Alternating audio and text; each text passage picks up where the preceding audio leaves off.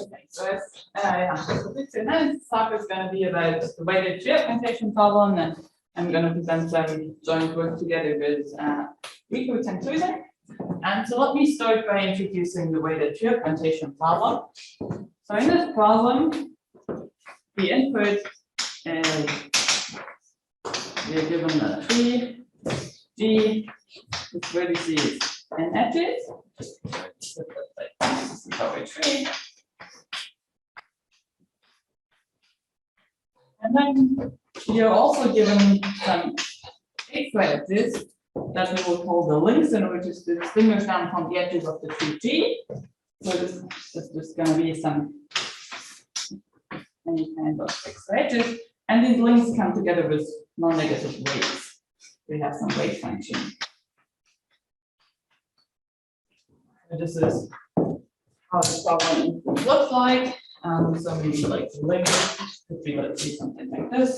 We could have these links. These are just some additional edges that we could potentially buy. And so the task in weighted tree augmentation is that we want to turn this tree G into a two-edge connected graph. So we want to increase the edge connectivity from 1 to 2. And for doing this, we can add some of these links and we need to pay for them. And of course, we try to minimize the total weight of the links that we buy. So the task is to find a minimum weight subset F of the links such that D plus F is connected.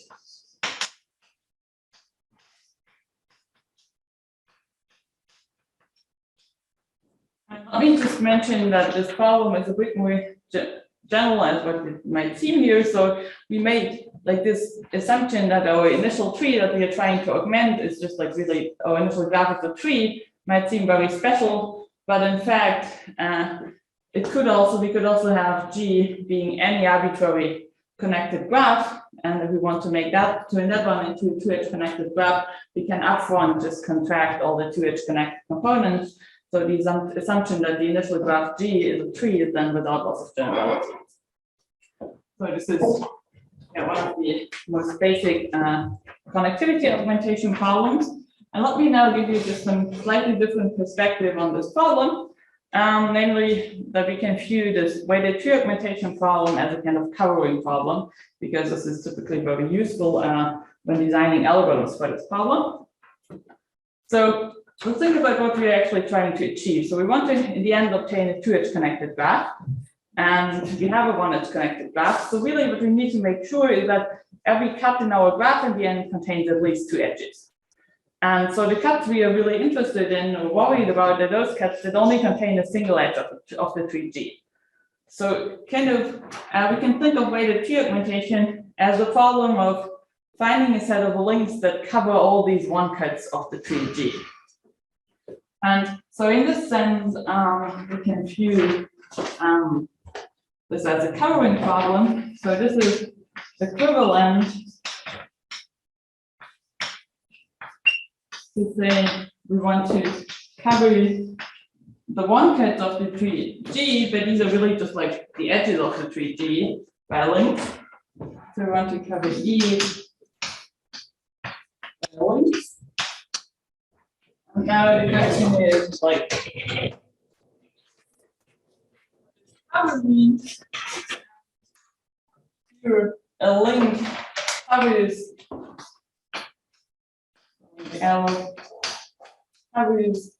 just all the edges and what I call the path PL, and this is just the path between the endpoints of the link. So if this is like the link L, then this is going to cover all the edges here on this path between the endpoints of the link. So this is then like the path PL here in this example. So these are precisely the one cuts that are covered by this link L. So in that sense, we can do this as a covered problem. And yeah, so this problem is like APX hard, and it's even hard if you have like all the links that have like 1 and your tree has constant diameter. So even in the most basic special cases, this is hard. And so in this general setting, like so for like the best So before the result that I want to present today, the best approximation ratio was a factor of 2. And let me first, like before getting to this better than 2 approximation, let me first like show you one very simple way of how to get a 2 approximation. There are many ways of how one can do this. Using standard algorithms for network design. Let me show you one simple way. So here is a 2 approximation algorithm.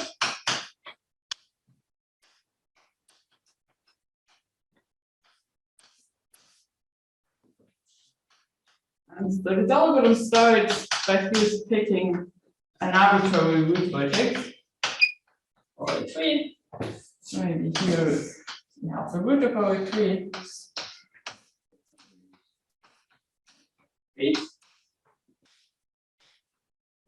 And then the second step is that we have a look at some link in our solution.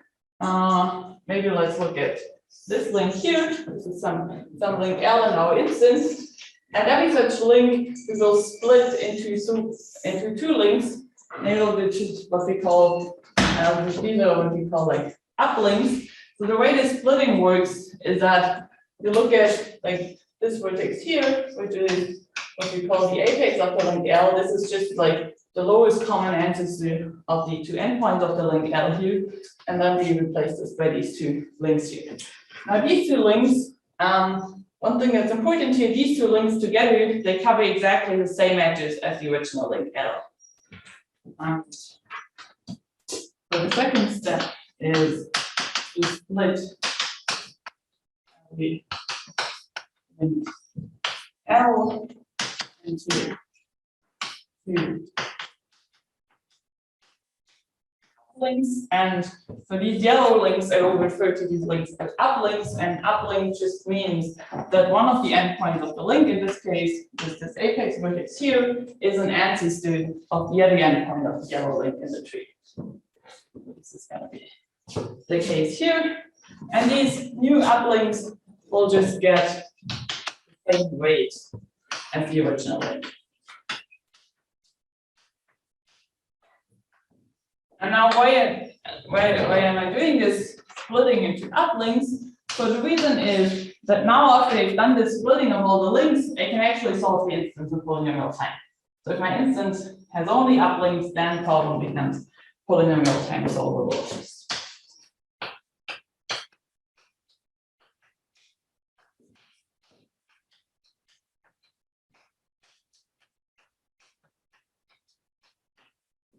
So the way one can do this is there are like several different ways. One way is doing some dynamic program, bottom up over the tree. Another way would be to just solve the linear programming relaxation, like the natural one that you get from this formulation is where the tree augmentation is a covering problem, and this is going to be integral of only uplinks. So it's always a network matrix in this case. This is one way to see integrality here. And of course, this is going to give us a 2 approximation because by the splitting of the uplink of a link into 2 uplinks, the outcome increased by at most a factor 2. And in the end, we can always replace these uplinks that we both know a solution by the original link, which will only cover more than this uplink. Okay, so this is like a simple 2 approximation. Now, what is known in terms of better than 2 approximations?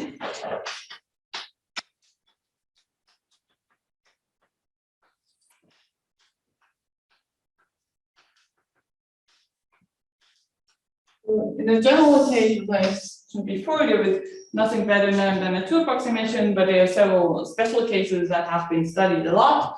So in particular, like one special case that has studied a lot is the case where our weight function is just 1 everywhere on all the links. And so here there has been a long line of research, so there have been many results by different people, and so also some of these results also extended to settings where the ratio between the minimum and the maximum weight in the instance is bounded by some constant. And so the currently best approximation ratio that we know there is a 1.39 approximation, which is something we did together with with Rico, but also with Federica, who's also here. And this build on like several of the previous results. And then one other important special case, and this is important because it also very much influenced this algorithm that I want to discuss today, is when the tree has a constant diameter.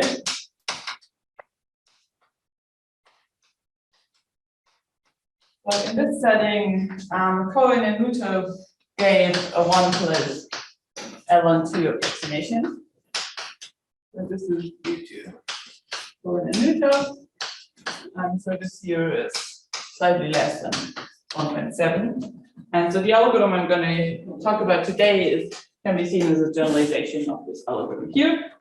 And also one of the special cases that was studied is when the minimum, when the ratio between the minimum and the maximum, but when the natural alkyl relaxation has no small fractional values, but that's the setting Iglesias and Ravi gave some slightly better than true approximation. But yeah, mentioned the general case, there was nothing better than 2. And so the result that we came with Rico is that we can now give, as we have, plus epsilon approximation for the general case of weighted tree augmentation. In this talk, I will mostly focus on like the most simple way I know of how we can beat this factor 2, and try to explain this in as detail as can do in this time. So this is going to be, so I will focus on 1 plus ln2 approximation. Again, this is like slightly less than 1.7, and this is really this generalization of this algorithm by Cohen and Nuto.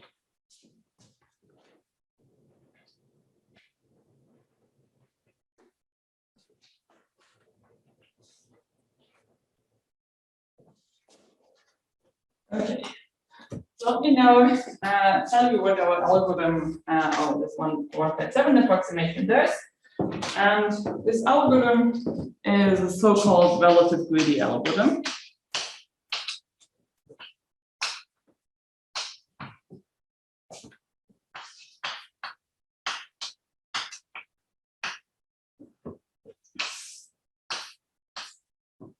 And so what these relative greedy algorithms do is they typically, in the first step, they compute the starting solution.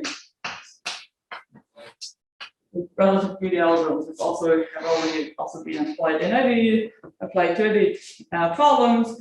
And so, for example, also for the standard tree problem, like Zilikovsky gave some relative greedy algorithm. And what these relative greedy algorithms do is they start with some starting solution. This is typically like somehow a very highly structured solution, but that has a rather weak approximation guarantee. And then over the course of the algorithm, we improve the starting solution. And so let me make this concrete here for the setting. So our starting solution is going to be the following. So we set U to be basically this 2 approximation that we get from this algorithm up there. Not exactly, but almost. So we take this 2 approximate uplink solution.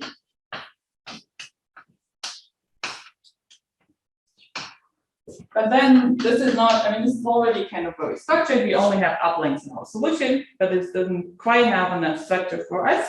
We want some additional property, namely we want to make sure that these sets PU, so this again is these are just the edges of the tree that are covered by a link U. If I look at all these sets there, then I want these to be this point. So in other words, I want that every edge of the tree is covered only by exactly one of the uplinks and not by several ones. So how can we achieve this? So the way we are going to do this is we first basically compute an uplink solution as it is described up there. So we just apply this 2 approximation algorithm. And now it might happen that maybe we get some solution, maybe we have some uplink here, and then we have some other uplink here, And now you see this red and the yellow link, they both cover this edge here. And so this doesn't fulfill our property here that these path PU are disjoint. So what we just do is we're going to just simply shorten this red link a bit. So we're going to remove this red link and replace it by this shorter red link that covers just this edge. And we can always do the shortening because it's just like pretending the link covers less than what it actually covers. And it turns out that if you have always on the uplinks, you can always do this shortening, such that in the end, every edge is just covered by a single uplink. So this is how we get our starting solution for the relative greedy algorithm. And so here I now said like U to be the solution, doing because like of the algorithm, this down, we will always, maybe here, we will always maintain a feasible solution to our weighted tree augmentation problem, and this will always be set U union set F. So this will be some invariant that we maintain throughout the algorithm, and initially F is just empty. We have U is the 2 approximation, and F is empty, and we will always have the property that U will only contain uplinks during the algorithm, and F can contain arbitrary links. And U together with F is a feasible solution. So this is the starting solution. And now we want to improve that starting solution because it's only a 2 approximation. So what does the algorithm do? It simply does the following. Well, as long as the weight of our solution, the union F, our feasible solution, decreases, we get achieve the solution. We do the following. We first will choose some component.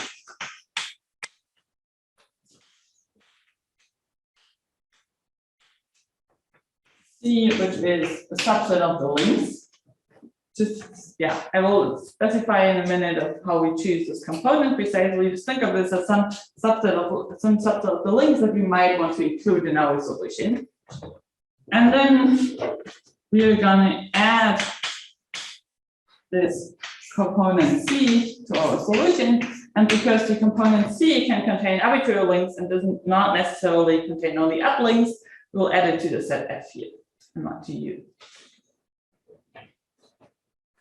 But now, of course, when we add this component to our solution, we might make some links in this set U here, or our solution might become redundant. We don't need them anymore in our solution, so we want to remove these links.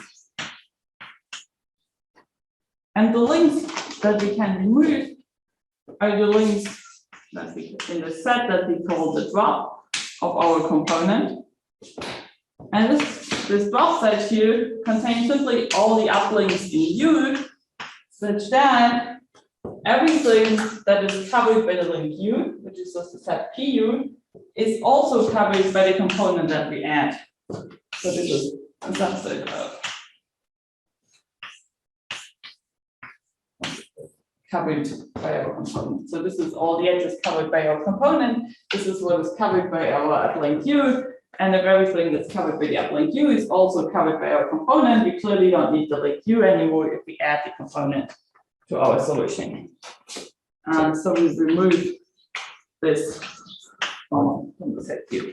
But it's C or C union F? Here we'll just remove those he will just remove those. So by the component alone, Yeah, just the component alone. You could probably also remove those that are covered also actually by F, but in terms of for the analysis, we will just it will be sufficient and will be cleaner to work with this. So we'll anyway analyze only this. Of course, if you would implement the algorithm in practice, say you would, of course, it will also be possible to remove links that are also covered by F. But for the analysis, we just do this. Okay. Yes. Do you also shorten uplinks that are partially covered? Like in the initial step, you shorten uplinks? We don't do this in our algorithm. We could do it. So if it's possible to shorten an uplink and while maintaining this feasible solution, This would be fine. The algorithm would still work, but we don't need it in the analysis. So the only thing that we're going to need in the analysis is that we always maintain this property that these uplinks are sort of disjoint in the sense that they never cover the same edge. That's all we're going to need, and that we maintain a feasible solution.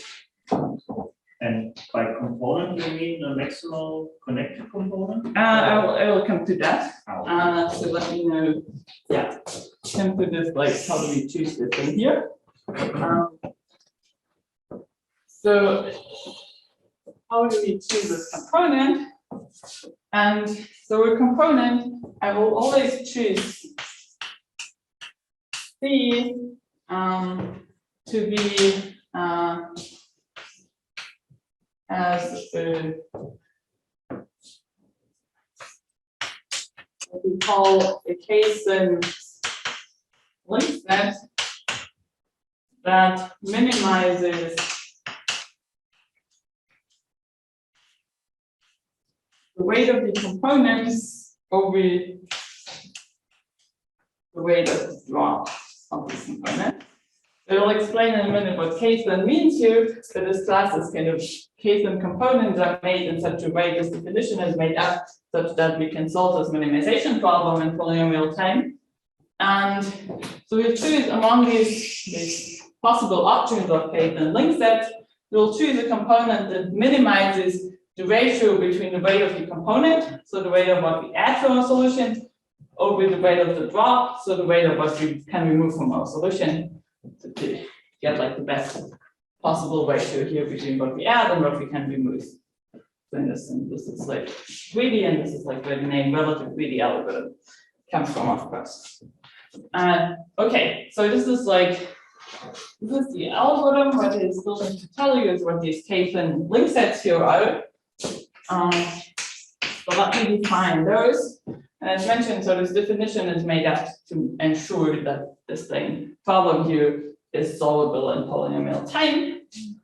And so the definition of a case-then link set is the following. Let me maybe draw some example first. So if this is our tree, and now I look maybe at this link here, let's say this is the link L here, and then I think of like this link L here touches all the vertices that are on the path between its endpoints. And then a case-then component is just a component where basically every vertex is touched by at most k links. And think of k being a constant, so in the end, k is going to be, k is always going to be the end, like one of the echelons. So this is going to be a constant in our algorithm. So let me write down the definition globally. So a component C, a subset of links is k thin if for every vertex the number of links in my component such that V, the vertex V, lies on PL is at most k.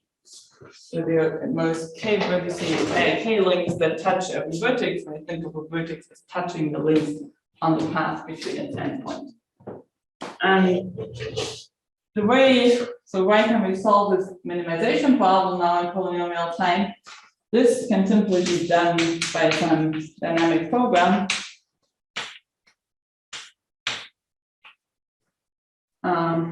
This is just some dynamic program bottom up over the tree. This is fairly straightforward, and it turns out that this is kind of precisely the definition, the property that you need in order to make this dynamic program run in polynomial time.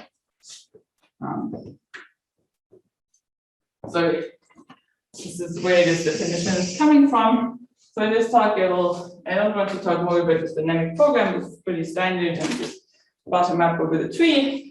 The more interesting thing is, why does this algorithm give us a good approximation ratio? So initially we're starting with a 2 approximation, but why do we make some progress at all, basically? And so in order to prove the approximation ratio, of this algorithm.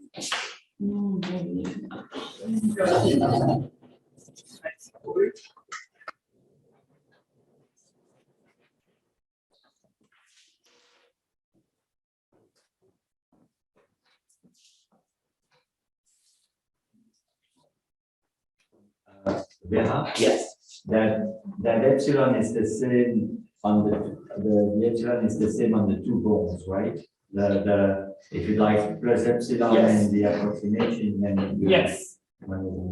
Yes, exactly. The epsilon is the same as the one that we appears in the approximation guarantee later. So yeah, if you take like k-thin components for a larger k, then we get kind of a better approximation guarantee.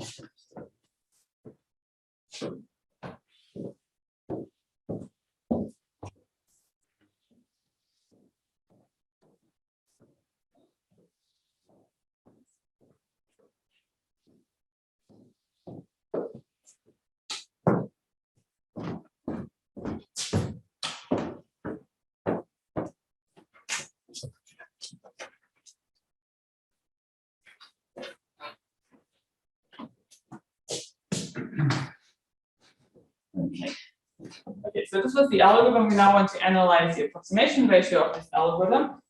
And the key kind of tool that we need in order to prove the approximation ratio to analyze this algorithm is a theorem that we call the decomposition theorem. So let me know, let's like state the theorem and then show you that it basically immediately implies that we get better than two approximation. So here's the decomposition theorem. So the setting is that we have the set U, these are applings, and we have this property that all the applings two applings never cover the same edge. This was the property that we achieved by this shortening. And then there exists a partition C of an optimal solution up into 1 over epsilons and components.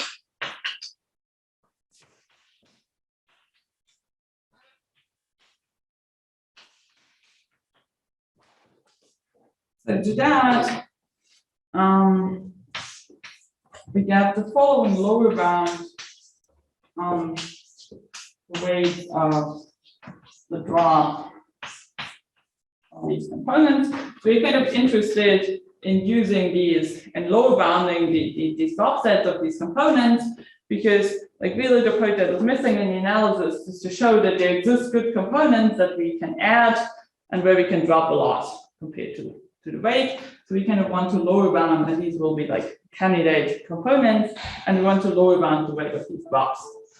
And now, kind of in some sense, the best thing that we could hope for is that every single uplink in U would be contained in one of these drop sets. So this is like the best thing that we could hope for is kind of lower bounding the sum of the weights of these drops by the weight of U. And this decomposition theorem tells us that we can almost achieve this, namely we can reach here 1 minus epsilon is the weight of U. So we can lower bound this. But this we only do use an epsilon factor. So this is the decomposition theorem. And let me, before I will talk about how we prove this, let me show you why it immediately implies basically that this relative greedy algorithm gives us a better than 2 approximation.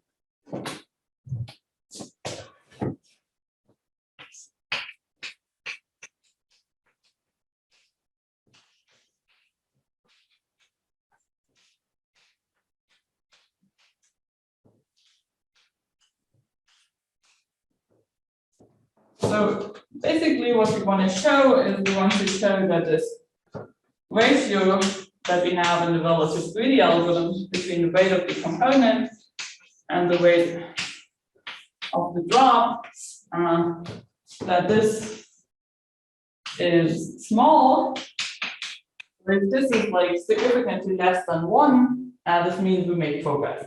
And if this stays the case until we replace the large fraction of u, then we get like a better neutral approximation. We got some improvement. So if we want to show that an algorithm makes progress, we need to show that this is significantly less than 1. And so we want to now bound this minimum over all possible case and components. And we can of course bound this by the minimum of only these components in C here in this partition that we get from this decomposition theorem. So we just bound this.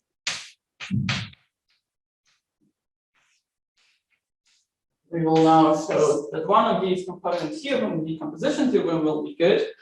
If I now want to bound this minimum over all these components of the ratio, I can equiband this by just like summing over all the components.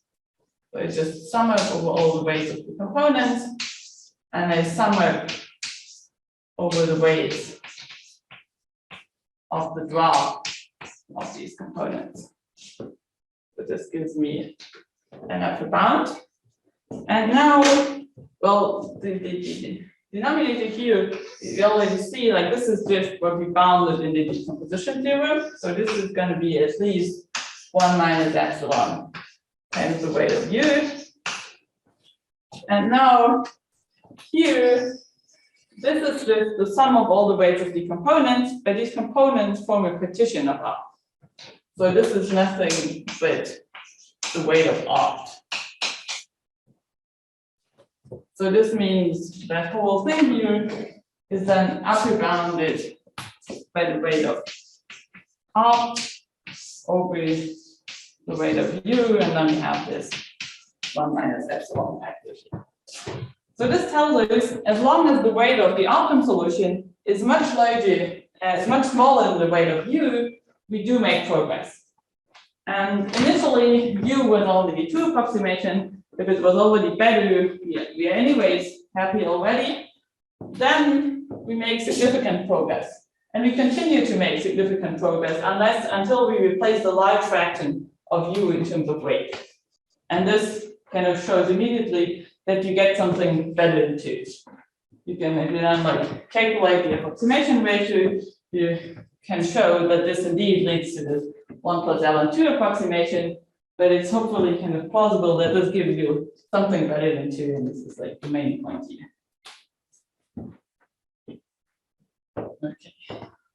So this is why the decomposition theorem, why the algorithm is good. And maybe for the time I want to show you a bit how we prove this decomposition theorem.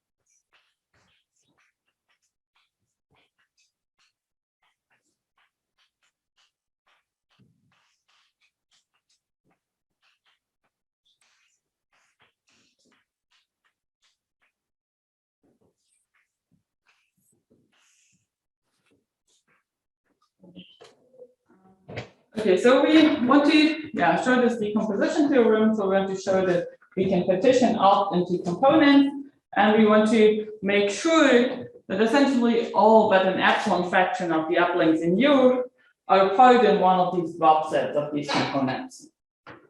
And so this is what we're going to show, that we can do this. So the first question is, if I have some uplink in U, how can I make sure that it's part in one of these drop sets? How can I guarantee this?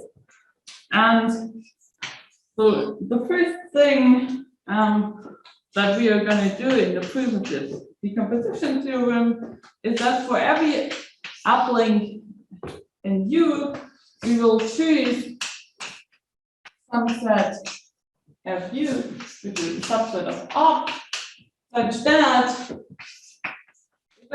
so basically I want to make sure that already if I put all these sets Fu into one single component, then the uplink U will be part of this drop set. So if I can make sure that everything that's covered by Pu is also covered by these links in Fu, then if I put all the links in Fu into the same component, this guarantees that U is part of this drop set.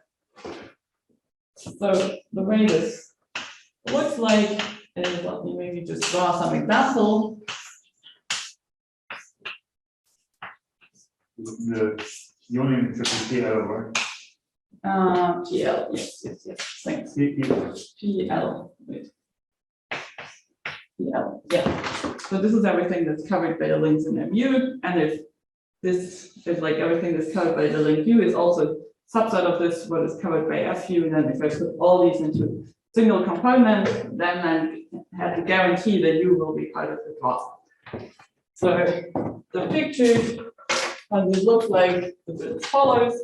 So we have maybe some uplinks U here, and I want to make sure that everything that's lying here on this path to U between the endpoints of the link U is also covered by the component Fu.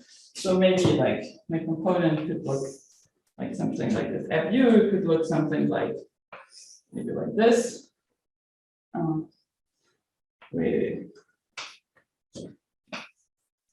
So this could be Fu here, then all the links here on this path Pu are covered by one of the links in Fu.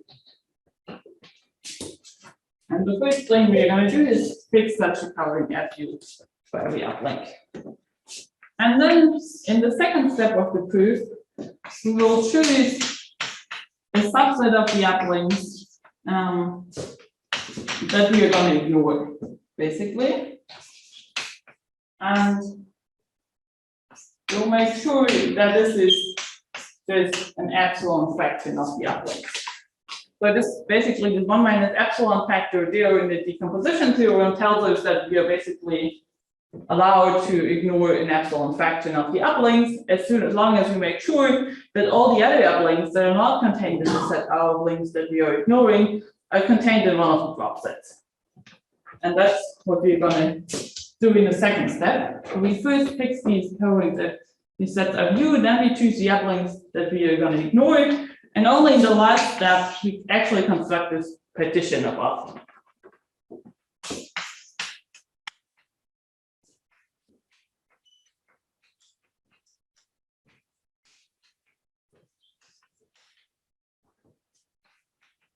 And this partition is going to be constructed in such a way so that for every uplink U that is not contained in the set O, we have the property that there exists some component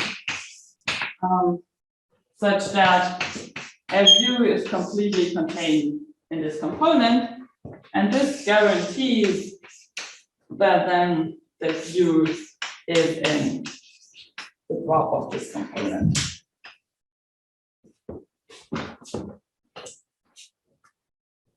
So this is precisely the way how we chose to set Fu in step 1, such that if all we set elements of Fu in the same component, then this guarantees that U is in the drop of this component. And let's think a little bit about how this third step works, because I claim this is actually kind of easy.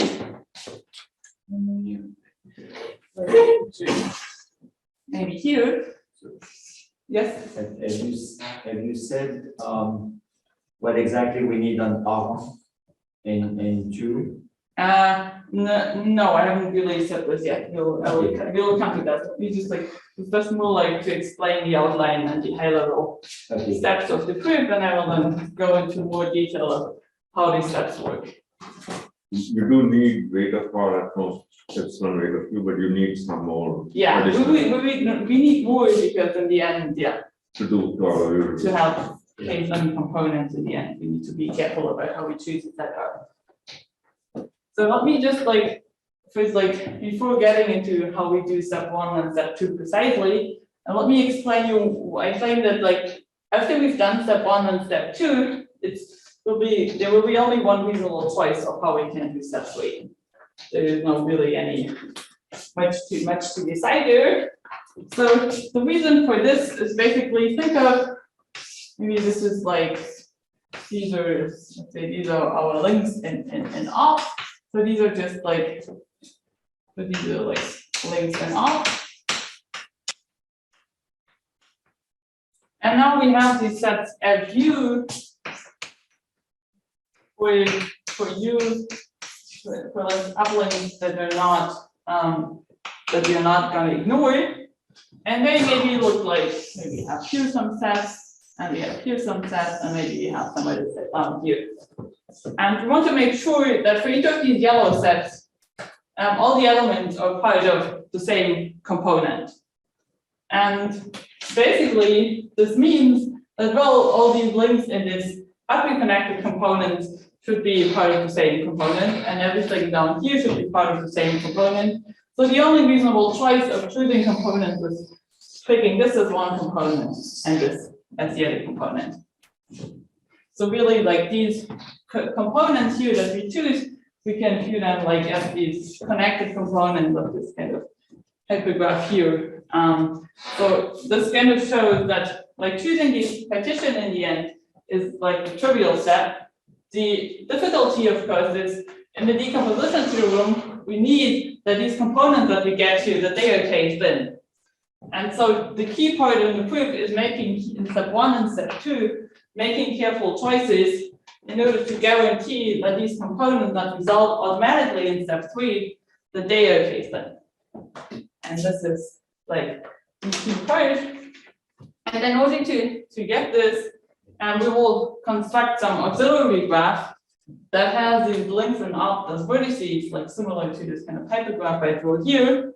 And the key part of the proof is basically to relate properties of this auxiliary graph to the thinness of the resolving components.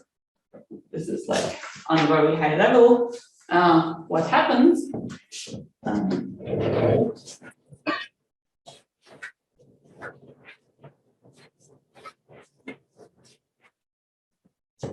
So yeah, and the remaining part of the time, tell you a little bit about like how this auxiliary graph looks like exactly, and how we get this thinness.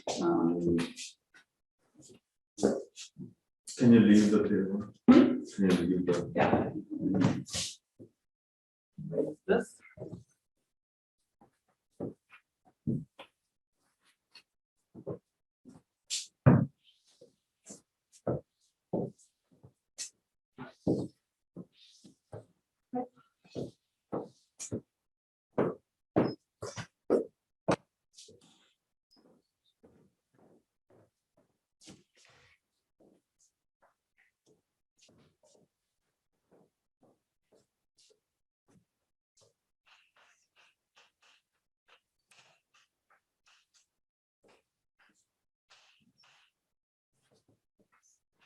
Okay, so the auxiliary graph that we're going to construct is what we call a dependency graph. And in this dependency graph, this is already essentially used by Cohen and Newton in a similar way. We will now choose the set FU here that I mentioned here in step 1, top there. We will choose that as an arbitrary covering of PU. Of course, otherwise it might be just would be just all up. But we'll choose that as an inclusion-wise minimal covering.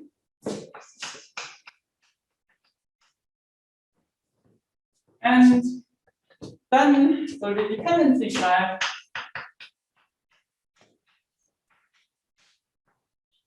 is is a graph which has a vertex set.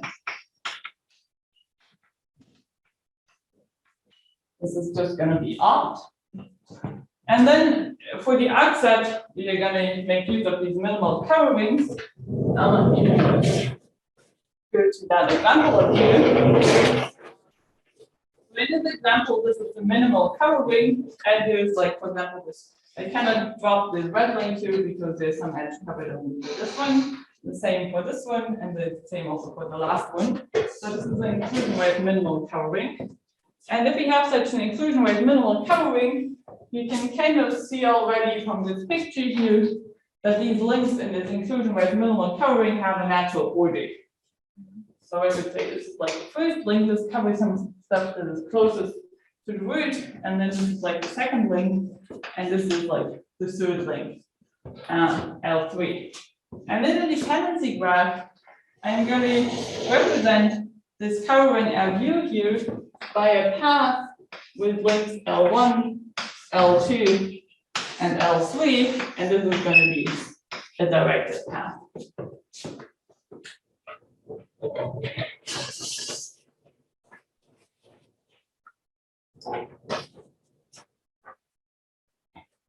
And then the dependency graph is simply the graph where I take as an arc set the union of all these and use this. So A2 is like the arc set here of this path. The disjoint union of all these arc sets. And this is the dependency graph. And good. So this is the dependency graph. And this dependency graph has actually a lot of structure. And this was already observed like by Cohen and Noether. Namely, this dependency graph is always a branching. Cohen and Noether.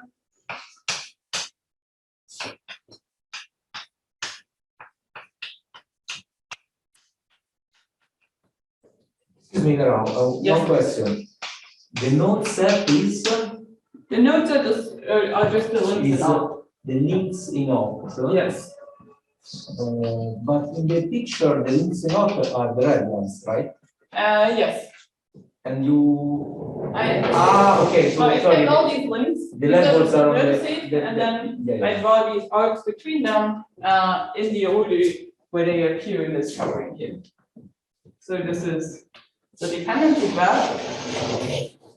And I explained that this dependency graph is always a branch. So every connected component is like an arborescent, like rooted at some vertex. And this is actually not very hard to see. So this is because it's a disjoint solution. yes, we need this. So let me show you the proof of this. So the first observation is that this dependency graph, let's call this D, and this is acyclic. This is kind of easy to see because basically what happens whenever you have like an arc here from a link, say this arc here from the link L2 to L3, then the apex of the link L2, which is in this case this one here, will be an ancestor of the apex of the link L3, which is in this case this one here. So this kind of gives me a topological order. So this is acyclic. And then the second thing is that all integers in D are at most 1. And in order to prove this, we indeed need, like as Kartik mentioned, that this condition in the decomposition theorem that these uplinks, these paths covered by the uplinks, are disjoint. Maybe look to see this, like suppose we have like some link going from L, some R going from L to L bar in our auxiliary graph. And so somewhere up here we have the root. Here is maybe this. we have some here's our link L bar. We have the uplink going somewhere here. And then like here this vertex here is the apex of L bar. And then the link L above, this will cover some upper part, some further up part of the uplink U. But in particular, this link L here, and there's also like the uplink U cannot like end somewhere down here, but has to cover some stuff above like this apex of L bar. Otherwise, there wouldn't be any predecessor on this path AU. And this means that this uplink U here has to cover the edge above the apex of L bar in the tree. But there's only a single one such uplink by the condition of the decomposition theorem. And this gives you that this dependency graph is a branching.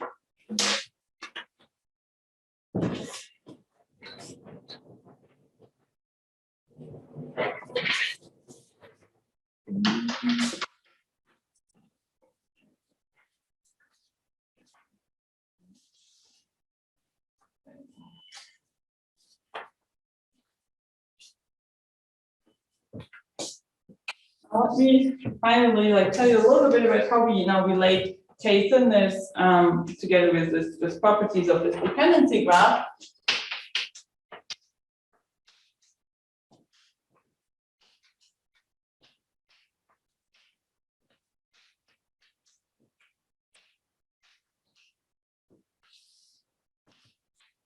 So one kind of simple observation is that every of these sets of U is too thin.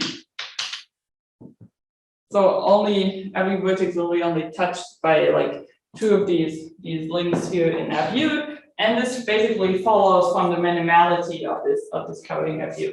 So because I chose FU minimal, so there is, for example, for the link L2 here, there is some edge that's only covered by the link L2 here because the covering was minimal, and then basically all the links that are further up here, like for example link L1 here, cannot interact with any, can never touch the same vertex as the link L3 here because it's strictly below here. So these only consecutive links, so to say, in FU can touch the same vertex, which gives you that this FU is too thin. This is a very simple observation. And now the key thing that we now do in order to relate k-thinness in general to the dependency graph is that we show that for a careful choice of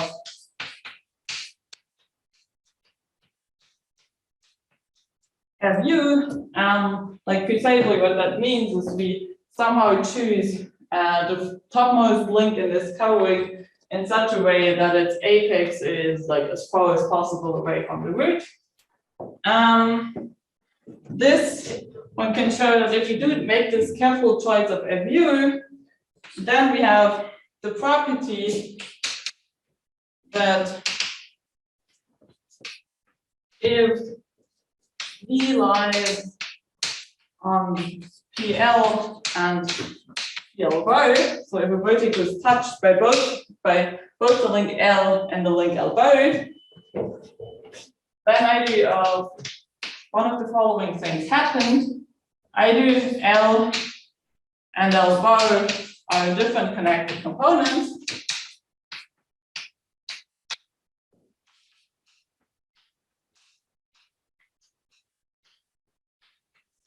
of the dependency graph, which means we basically don't care about the fact that they both touch the same vertex, because we just care about these in the same component, because these components should be in the end k-thin.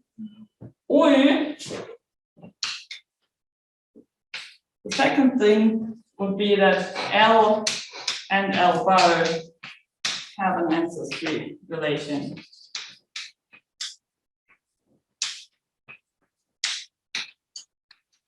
In the dependency graph.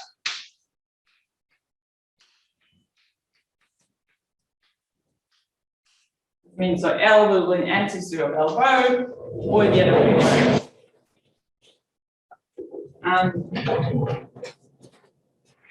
this is now basically the key property that we need in order to guarantee k-fitness of our components in the end. Is there a quick example to see why you have to be careful with the choice of a few to achieve these two properties? Yes, there is an example.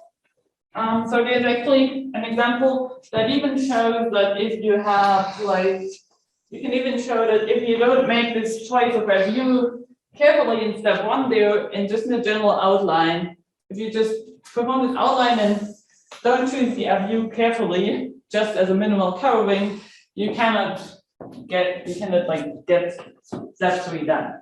So you're already screwed, even if you would use like kind of a different implementation of this.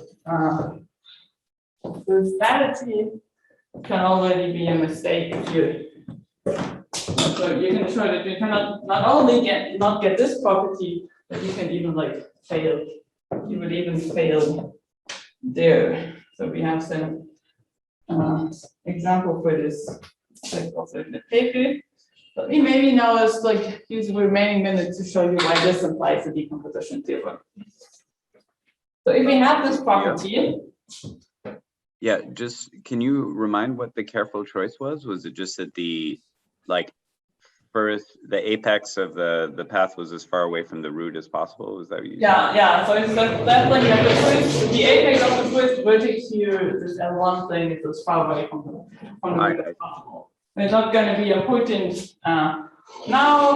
So the only thing that we are now going to use is that if we have like this, make this careful choice, then we get this property here. So if we have this property now, we now know that if two vertices, if two links that are part of the same connected components of our dependency graph, if they both touch the same vertex, then they must have an ancestry relation in dependency graph. And they can only be like, for if I look at a single vertex B, there can only be two of these links that are coming from the same set AU, because these sets these FU things here were too thin. So if I have two links that touch the same vertex, that are part of the same connected component of the dependency graph, then they must have an ancestry relation, and at most two of them can be like in the same set of views. And this basically gives us that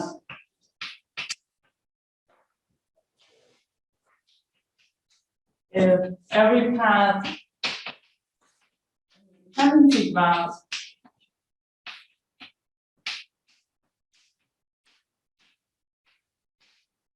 intersects with 2k and sets AU, then every connected component corresponds to a k-thin link set.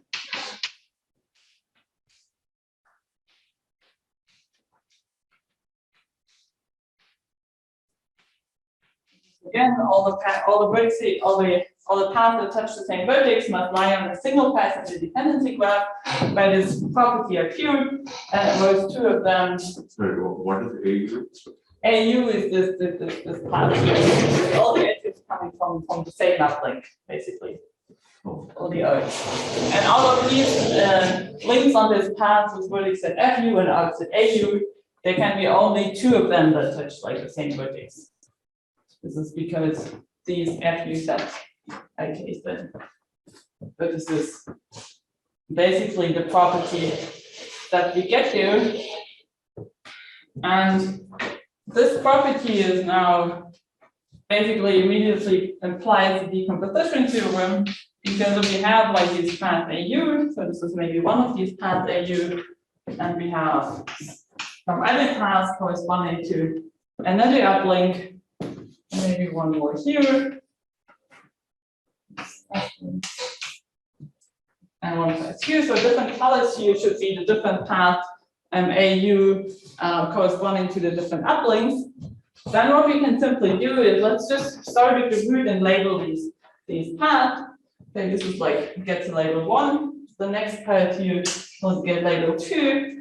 Also the red one, because it's kind of begins on this path of label 1. This here gets label 3, label 3. Then you can see along every path the labels just appear in this order 1, 2, 3, and so on.